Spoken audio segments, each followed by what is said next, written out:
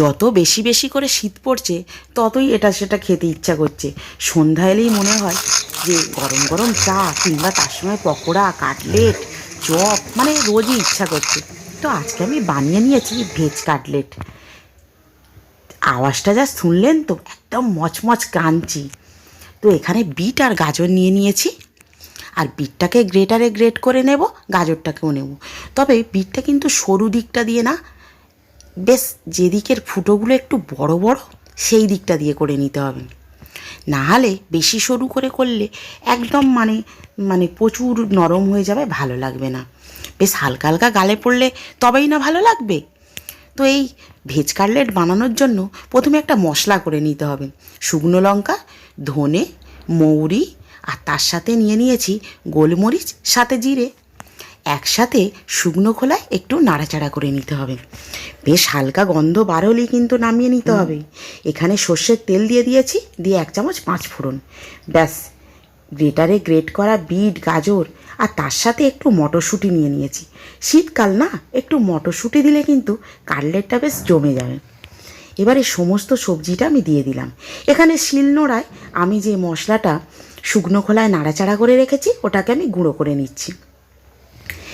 এবারে নাড়তে নাড়তে ওর মধ্যে দিয়ে দিলাম লবণ। লবণটা দেওয়ার পর যে মশলাটা গুঁড়ো করে নিয়েছি ওই মশলাটা দিয়ে দিলাম, কারণ সমস্ত কিছুই এর মধ্যে আছে, তাহলে এক্সট্রাভাবে আর কিছু দেওয়ার দরকার নেই। এবারে একটা পাতিলেবুর আধখানা আমি কেটে নিয়ে তার রসটা দিয়ে দেবো। অন গড বলছি, এত দারুণ টেস্ট লাগে এই লেবুর রসটা দিলে। এবারে চিনি আর চীনা বাদামকে শুকনো খোলায় বেশ মজমজে করে ভেজে নিয়েছি, সেটা দিয়ে দিলাম। গ্রেট করা আদা আর তার সাথে 2-3টে কাঁচা লঙ্কাকে কুচি করে নিয়ে নিয়েছি। সাথে 2টো বড় সাইজের আলুকে সিদ্ধ করে নিয়েছি, সেটাও আমি ম্যাশ করে দিয়ে দিলাম। এবারে সব কিছুকে বেশ মনের আনন্দে একটু মিক্সড করে নিতে হবে। আর এর কালারটা এত দুর্দান্ত হয়েছে, মানে এমনিতেই মন খুশি হয়ে যাচ্ছে। এবারে ধনে পাতাকে আমি একটু গুঁড়ো গুঁড়ো করে কাঁচি দিয়ে কেটে দিয়ে দিচ্ছি। সেই পাতাটাকেও মিক্সড করে নিচ্ছি সমস্ত কিছুর সাথে। এত দারুণ গন্ধ বেরিয়েছে না। এবারে 1 চামচ গরম মশলা আর সামান্য পরিমাণে ঘি। বেশি ঘি দিলে কিন্তু ভালো লাগবে না, তাহলে ভেজ কাটলেটে শুধু ঘি ঘি গন্ধ লাগবে। সামান্য ঘি দিলেই বেস্ট জমে যাবে।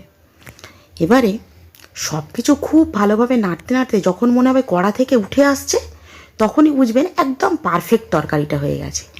এখানে আমি নেড়ো কিনে নিয়েছি, নেড়োটাকে গুঁড়ো করে নিয়েছি। একটা পাত্রের মধ্যে আমি নেড়ো গুঁড়োটাকে ঢেলে নিলাম। তারপর একটা বড় পাত্রে 1 কাপ ময়দা নিয়ে নিয়েছি, আর এর মধ্যে জল দিয়ে দেবো। ব্যাটারটা কিন্তু একদম ঘন করলে ভালো লাগবে না, আর একেবারে পাতলাও কিন্তু না, মোটামুটি। এবারে হাতে একটু ঘি মাখিয়ে নিয়ে তরকারিটা ঠান্ডা হয়ে যাওয়ার পর এরকমভাবে একটু চেপে চেপে গোল গোল করে নিচ্ছি। যেহেতু কাটলেট আমি গোল করে নিচ্ছি, চপ করলে একটু লম্বা হলে ভালো লাগে। তবে এখন কিন্তু বিয়ে বাড়িতে, অন্নপ্রাশন বাড়িতে এরকম গোল করেই কিন্তু ভেজ কাটলেটটা বানানো হচ্ছে। তো আমি গোল সাইজের করেই করে নিয়েছি। এবারে ময়দার গোলাটা খুব সুন্দর করে গুলে নিয়েছি, আর একটা পাত্রে ময়দা গুঁড়োও নিয়ে নিয়েছি। প্রথমে একটা করে কাটলেট ময়দা গুঁড়োয় একটু এদিক ওদিক উল্টিয়ে নিয়ে তারপর ময়দা গোলাটায় ডুবিয়ে এবারে বিস্কুট গুঁড়োয় এইভাবে চেপে চেপে করে নেব। ডবল কোটিংও করতে পারেন, কিন্তু আমি একটা কোটিংই করে নিয়েছি। এইভাবে আর একটা করে নিচ্ছি, ঠিক শুকনো ময়দায় একটু এদিক ওদিক করে নিয়ে তারপর ডুবিয়ে নিয়ে আবার বিস্কুট গুঁড়োয় মাখিয়ে নিলাম। এভাবে আমি অনেক করে নিয়েছি, একদম দোকান দেওয়ার মতো। কারণ আমরা কিন্তু অনেক লোক, আর প্রত্যেকে 2 পিস করে খাবো, ওই জন্য অনেকটা করে বানিয়ে নিয়েছি। এদিকে কড়াতে আমি অনেকটা পরিমাণে সাদা তেল দিয়ে বেশ ভেজে নিচ্ছি। আজকে বিকেলবেলা একটু খাটুনি হলো বটে, তবে সন্ধ্যেটা চায়ের আসরটা একদম জমে যাবে। তো এভাবে ভেজ কাটলেটটা বানিয়ে নিচ্ছি। কি দুর্দান্ত কালার হচ্ছে দেখুন। ভাবলাম তুলে নেব, তারপর ভাবলাম না, বেশ একটু দোকানের মতো আর একটু লাল করে ভাজবো। তো একদম দোকানের মতো করে কালারটা বানিয়ে নিয়েছি। দেখুন কত দারুণ লাগছে। এইভাবে আরেকটা ব্যাচও তুলে নিলাম। তো এখানে তো খাওয়ার জন্য সব রেডি হয়ে আছে, আর গন্ধে রান্নাঘর মোমো করছে। তো এইভাবে ভেজ কাটলেট আমি বানিয়ে নিলাম। আর এই ভিডিওটা যদি আপনাদের ভালো লাগে তো এরকমভাবে আপনারাও ভেজ কাটলেট বানিয়ে নেবেন। খালি খালি দোকানে যাওয়ার বা রেস্টুরেন্টে যাওয়ার দরকার কি? আমরা কি কম কিসের? তো এইভাবে একদম দোকানের মতোভাবে স্যালাড কেটে নিয়েছি, আর এইভাবে টমেটো সস দিয়ে সার্ভ করে নিলাম একদম ভেজ কাটলেট। আর মনে মনে কিন্তু একটু গর্বও হচ্ছে যে এত কিছু বানাতে পারছি।